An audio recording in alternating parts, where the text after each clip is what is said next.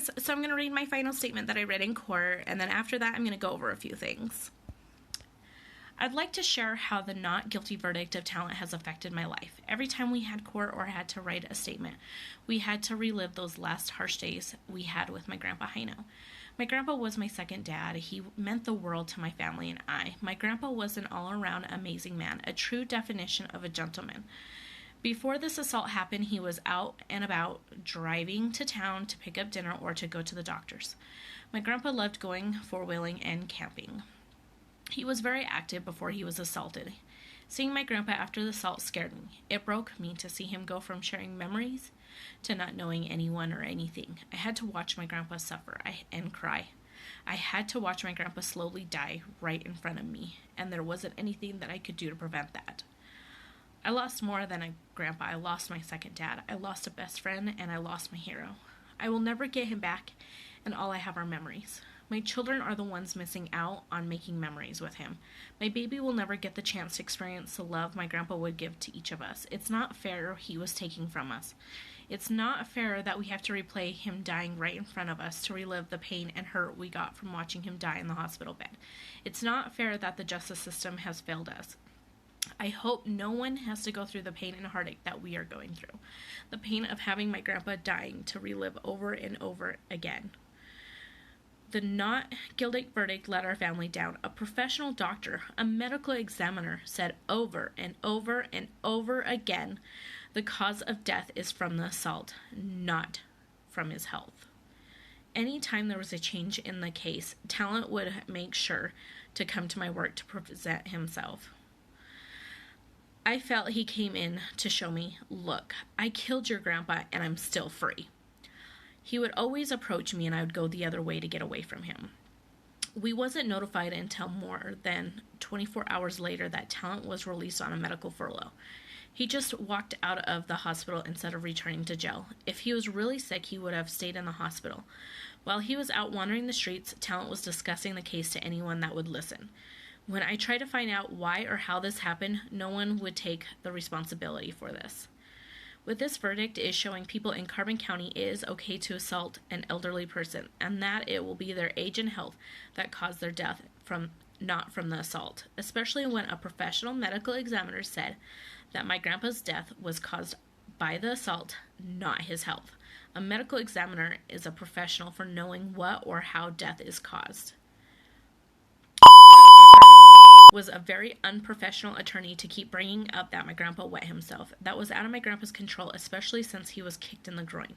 I also feel this whole case could have been handled better. My mother, my husband, and myself kept mentioning they need to get my Grandma Heino's statement since her health was declining. She was mentally there but physically was going downhill, especially with not having the love of her life. The excuse was because of COVID. I understand for safety issues, but there was plenty of ways to go around that to get that statement. I also knew two of the jurors. One which was just a standby. The other was in school with her daughter and son. She would always come into my work and go through my line. I did talk about what happened to my grandpa. I thought the jurors that are chosen are people that don't know either party. That is another reason I feel this verdict wasn't fair. And be held accountable for her actions on being a part of this when she knows me personally. Now with this verdict, I will have to always be alert knowing he got away with this and that he will be free to possibly go commit other crimes. He is a danger to my family, to myself, and to society. Talent has no remorse for what he has done. With what he has shown everyone and his actions, it shows what kind of character he is. Especially when trial first started, he stated, "Charge me with whatever. I have no rights. I'm a criminal." It's not fair he can finish living the rest of his life free when my grandpa can't finish living the rest of his life. I was doing everything and anything I could do to get my grandparents the justice they deserve, and the justice system has failed my family, me, and especially my grandparents on getting the justice they deserve. Talent will get to live his life free, and I pray he never forgets what he has done and what he has caused my family. We might not have gotten justice here, but we will get justice once he has to face the Lord. And that was what I said in my final statement. The verdict came back not guilty on the homicide by assault.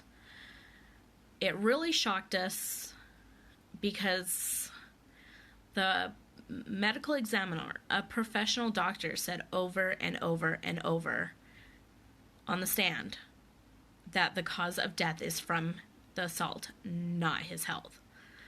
But his lawyer put in the juror's head that the family influenced the medical examiner. And those jurors took the bait. Because why would a medical examiner be influenced on anybody on the decision that he's going to make?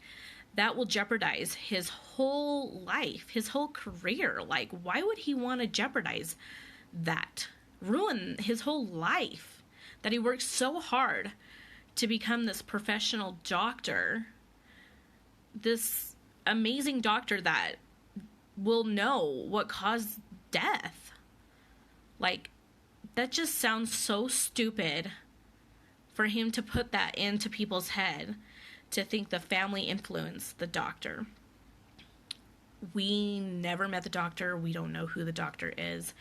And he also, on the stand, when he was under oath, also said that he does not know the family. And he also had his colleague, so another medical examiner, go over the autopsy, and he came out with the same conclusions, that it was homicide by assault.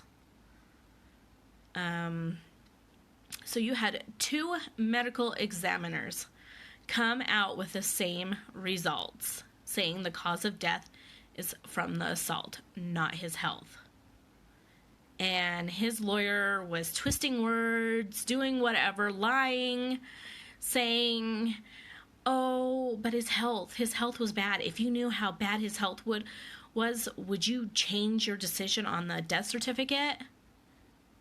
And the medical examiner said, no. The cause of death is from the assault, not from his health. And he said that over and over and over again.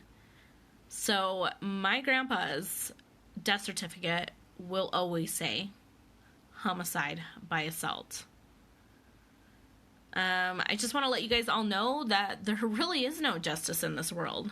It's like the victims turn into the criminals, and the criminal becomes the victim. No, that's not right. And that's not fair, because the victims are the victims, and the criminal is the criminal. So this whole justice system, this whole legal system needs to be protecting the victims, not the criminals. And I pray this doesn't happen to anybody or anyone to have to go through what my family and I had to go through with losing my grandpa. Seeing how he was, it broke our hearts. And then to get these kind of results, to have these jurors get brainwashed, to take the bait from this lying lawyer that twists words, says things. You know, he said, we want him dead behind bars after we read our final statements. We never said that. He puts words in our mouths that were never said. He lies and twists things around. I'm not going to be quiet. I'm not stopping. I'm letting everybody know what really happened. And I will be airing clips of the trial, of the body cams, of everything. I'm not letting this being swept under the rug. My grandparents deserve the justice they deserve. I will always remember all the good memories that I had with my grandpa. Because of this happened, that doesn't mean that I'm going to remember my grandpa by what happened to him. I'm going to remember him by everything that he did for me and my family, and for always loving me and taking care of me and being there for me. And to watch him die was the hardest thing that I ever had to go through. And I pray that nobody has to go through that, or go through what we had to go through. And it's not fair that he gets to live the rest of his life free, wandering the streets, going to probably commit some other crimes. And right after court, the next day, he also had court for animal cruelty charges.